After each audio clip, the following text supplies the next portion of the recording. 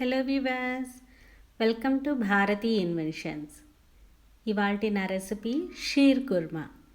దీనికి కావాల్సిన ingredients milk made, shear అంటే సన్న సేమియా వస్తుంది కదా, డేట్స్ నేను కొన్ని పాలల్లో నానబెట్టి ఉంచాను, కాజు బాదం కూడా వాటర్లో నానబెట్టాను, మిల్క్ పౌడరు, కొంచెం కుంకుమ పువ్వు, 1 లీటర్ దాకా మిల్క్ తీసుకున్నాను, పచ్చి పాలు.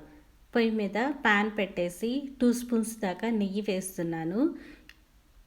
వేసిన నెయ్యి కరిగాక నేను ఈ సేమియాని సన్నగా ఇలా ముక్కలు చేసి ఇందులో వేసి బ్రౌన్ కలర్ వచ్చేంత వరకు ఫ్రై చేసుకోవాలి.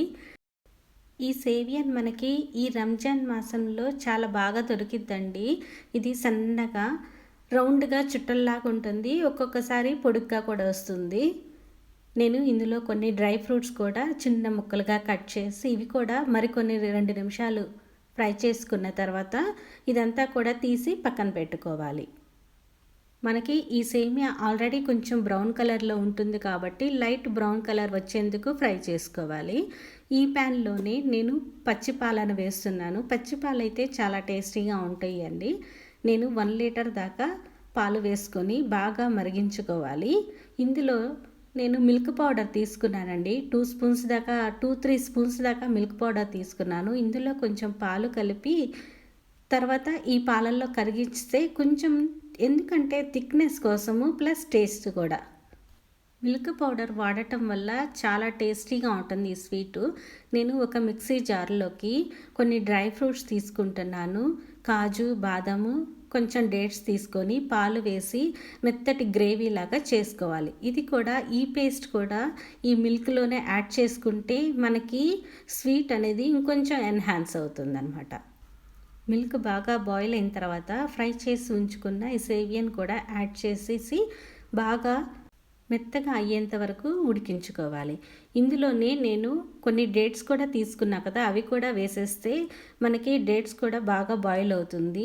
ఇందులో కాజు పేస్ట్ కూడా వేస్తున్నాను. ఇది కూడా ముందే వేసి మొత్తం కలిసి బాగా బాయిల్ చేసుకుంటే మనకి థిక్ గ్రేవీ వస్తుంది. చూసారా, పాలు బాగా చిక్కబడి మనం వేసుకున్న షీర్ కూడా బాగా దగ్గరగా వచ్చేసి ఉడికిందనమాట.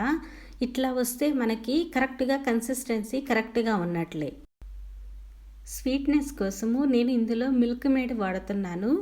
మనకి కావాలంటే షుగర్ వాడుకోవచ్చు. మిల్క్ మేడ్ వేస్తే దీని యొక్క టేస్ట్ ఇంకొంచెం చాలా బాగుంటుంది. మన తీపికి తగినట్లుగా ఎంత కావాలంటే అంత వేసుకోవచ్చు. మిల్క్ మేడ్ వేస్తే చాలా టేస్టీగా ఉంటుంది, మనకి క్రీమీ టెక్స్చర్ వస్తుందన్నమాట. షీర్ కుర్మా చాలా బాగుంటుంది. మిల్క్ మేడ్ బదులుగా కూడా షుగర్ వాడచ్చు, అదైనా వాడచ్చండి మన టేస్ట్కు తగ్గట్టుగా. మిల్క్ మేడ్ వేసాక మరొక 5 నిమిషాలు బాగా దగ్గరికి బాయిల్ చేసుకోవాలి. చూసారా, మనకి ఈ చిక్కదనం సరిపోతుంది. ఇందులో ఫ్లేవర్ కోసము ఇలాచీ పొడి వేస్తున్నాను, ఒక 1 స్పూన్ దాకా.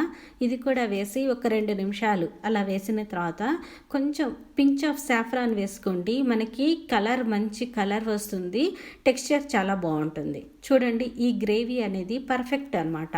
ఇంత కన్సిస్టెన్సీ ఉంటే మనకి స్వీట్ అనేది చల్లగా అయిన తర్వాత ఇంకా దగ్గరకు వస్తుంది కాబట్టి ఇది సరిపోతుంది. నేను ఇందులో కొంచెం కుంకుమ పువ్వు వేస్తున్నాను, ఉన్నవాళ్ళు వేసుకోవచ్చు. తర్వాత కొంచెం నెయ్యి వేసి కొన్ని డ్రై ఫ్రూట్స్ యాడ్ చేసుకుంటున్నాను గార్నిష్ కోసం. చూశారు కదా వ్యూవర్స్, ఈ వీడియో కనుక మీకు నచ్చినట్లయితే మనకి ఈ సీజన్లో బాగా దొరుకుతుంది కాబట్టి షీర్ అనేది చాలా బాగుంటుంది స్వీట్కి. మీరు కూడా తప్పకుండా ఇదే విధంగా షీర్ కుర్మా తప్పకుండా ట్రై చేసి ఎలా ఉందో నాకు కామెంట్ చేయాలి. షీర్ కుర్మాలో ఎన్ని డ్రై ఫ్రూట్స్ వేసుకుంటే ఈ స్వీట్ అంత టేస్టీగా ఉంటుంది, చాలా బాగుంటుంది. వ్యూవర్స్, మీరు తప్పకుండా మీరు కూడా ఇంట్లో తయారు చేసుకొని ఎంజాయ్ చేయండి. షీర్ కుర్మా చాలా టేస్టీ.